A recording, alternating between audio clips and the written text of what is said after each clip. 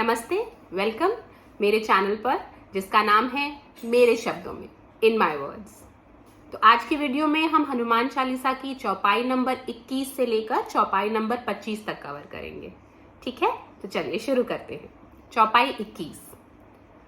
राम दुआरे तुम रखवारे, होत न आज्ञा बिनु पैसारे।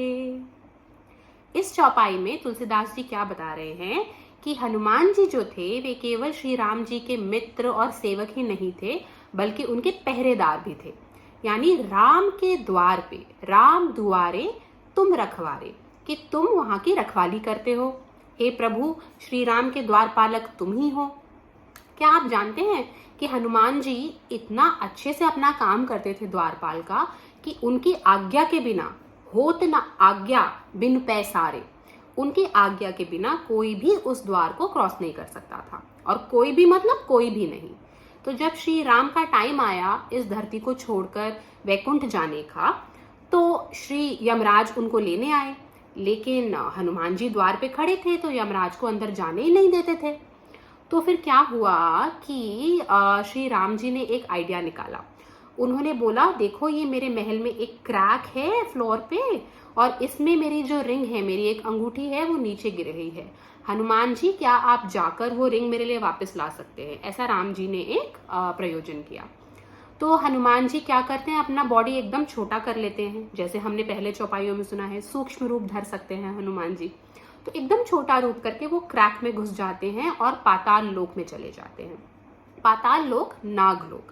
तो वहां नागों की दुनिया होती है।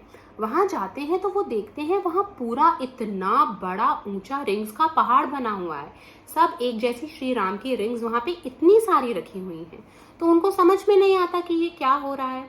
तो वहां के जो नाग देवता होते हैं वो उन्हें बताते हैं कि ये जो समय है, जो काल है, वो चक्र की तरह है, वो रिपीट होता है।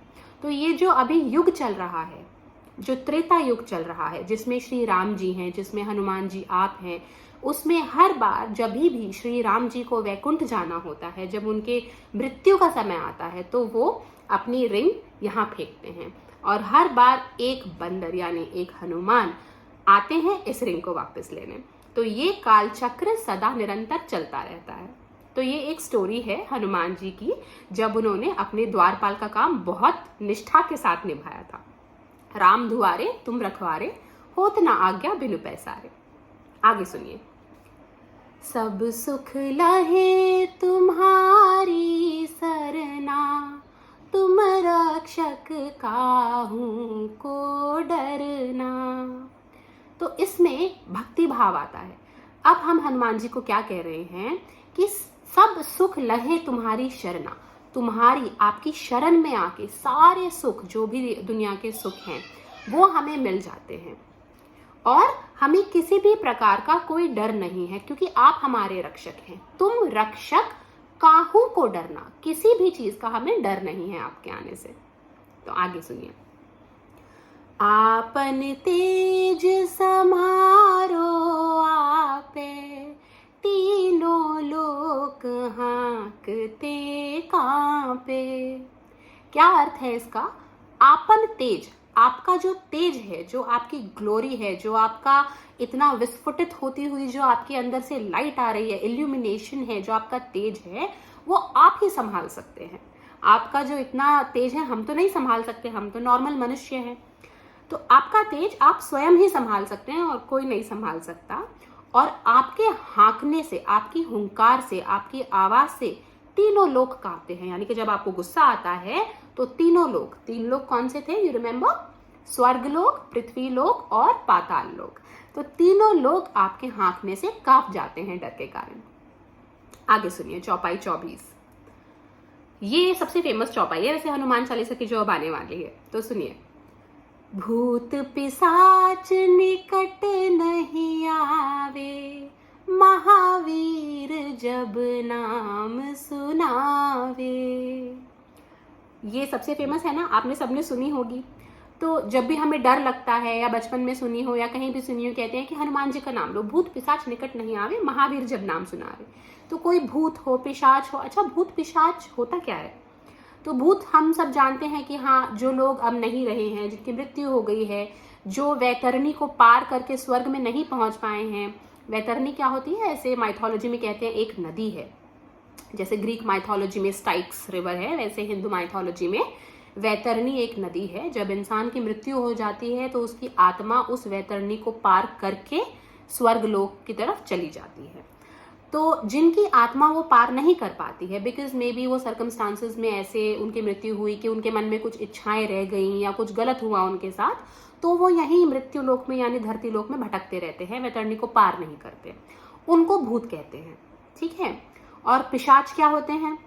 पिशाच होते हैं, आपने विक्रम बेताल की कहानियां सुनी होंगी बचपन में।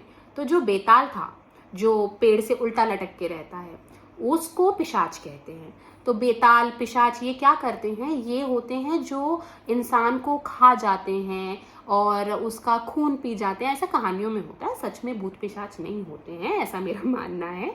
तो कहानियों में कहते हैं कि भूत पिशाच, अच्छा पिशाच जो है टेक्निकली ये ब्रह्मा जी के खानदान से आते हैं। तो ब्रह्मा जी के पुत्र है कश्यप, कश्यप के पुत्र होते हैं ये पिशाच।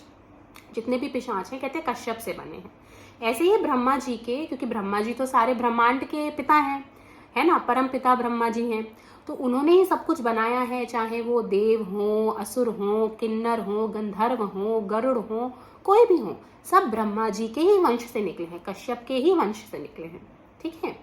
हाँ, तो हम हनुमान जी को क्या कह रहे हैं कि आपको याद करने से कोई भूत, कोई पिशाच हमारे निकट यानी हमारे नजदीक नहीं आता है। महावीर जब नाम सुनावे, आप जैसे महावीर का जब वो नाम सुनते हैं तो तुरंत भाग जाते हैं। ठीक है। तो आपको भी कभी ऐसे डर वर लगे या बच्चों को कभी डर लगे तो ये लाइन आप उन्हें दे सकते हैं, और इसके पीछे की कहानियां भी सुना सकते हैं हनुमान जी के शौर्य की, उनकी वीरता की, कि कोई भूत पिशाच उनके सामने नहीं टिक सकता है। ठीक है। तो आगे चलते हैं चौपाई 25 पे। नासे रोग हरे सब पीरा, जपत निरंतर हनुमत वीरा। नासे रोग, हर रोग का आप विनाश करते हैं। हरे सब पीरा, पीरा यानी पीड़ा, कोई कष्ट, कोई दर्द हमारी बॉडी में है, हमारे मन में है, हमारे किसी भी संदर्भ में इसको यूज कर सकते हैं कि मानसिक या शारीरिक कोई भी दुख दर्द आपको याद करने से दूर होता है। आप जानते होंगे हनुमान जी जो थे वो सूर्य के साथ उनका गहरा नाता है, सूर्य को उन्होंने खा भी लिया था, बट साथ ही साथ सूर्य जो थे उनके गुरु भी थे। तो ये जो योगा का बहुत फेमस एक पोस्चर है सूर्य नमस्कार, इसको भी कहते हैं हनुमान जी ने ही इसका आविष्कार किया था। तो देखिए यौगिक भी हैं हनुमान जी, इसीलिए हमारे शारीरिक स्वास्थ्य के लिए भी हनुमान जी की पूजा करना बहुत अच्छा रहता है। तो नासे रोग हरे सब पीरा, जपत निरंतर, निरंतर यानी रेगुलरली, कंटिन्यूअसली आपके नाम का जपत, जाप करने से हनुमत बीरा, वीर हनुमान के नाम का जाप करने से हमारे को कोई दुख दर्द कष्ट नहीं होता है। तो ये थी चौपाइयाँ 21 से लेके 25 तक। अगले वीडियो में और 5 चौपाइयाँ लेके मिलते हैं, तब तक के लिए थैंक यू, बाय बाय।